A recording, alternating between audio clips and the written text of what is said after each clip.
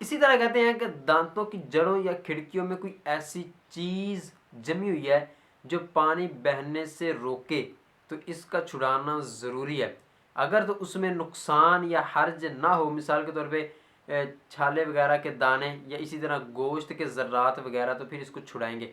اگر چھڑانے میں حرج ہے، یعنی نقصان ہے اور حرج بھی ہے، تو بعض دفعہ پان کھانے والوں کے دانتوں میں یہ چونا جم جاتا ہے. اسی طرح عورتوں کے دانتوں میں وہ مسی کی جو ریکھیں ہیں وہ جم جاتی ہیں. اگر تو اس میں دانتوں یا مسوڑوں کو نقصان ہے تو معاف ہے، اگر نقصان نہیں ہے تو پھر چھڑائیں گے ہی چھڑائیں گے. اسی طرح کہتے ہیں کہ ہلتا ہوا دانت یا اکھڑا ہوا دانت مسالے وغیرہ سے لگایا ہوا ہے، تو اس صورت میں اگر اس کے نیچے پانی نہیں بہا، کیونکہ جو ہلتا ہوا دانت تقریباً اس میں یہی ہوتا ہے کہ تار لگی ہوتی ہے، اور جو اکھڑا ہوا دانت اس میں مسالہ لگایا جاتا ہے، تو اس کے نیچے اگر پانی نہیں پہنچا تو معاف ہے. اسی طرح کہتے ہیں کہ کھانے یا پان کے ریزے وغیرہ اگر نگاہشت میں حرج ہوں تو معلوم ہونے کے بعد اس کا چھڑانا ضروری ہے جہاں تک پانی ماننے ہو.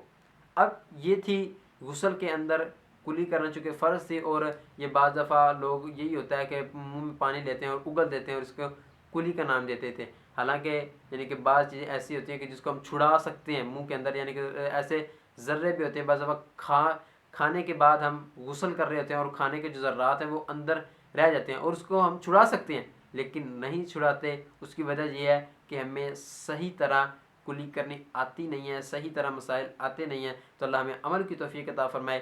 آمین بجاہ نبی الامین. صلی اللہ تعالیٰ علی خیر خلقہ محمد و صحبہ اجمعین.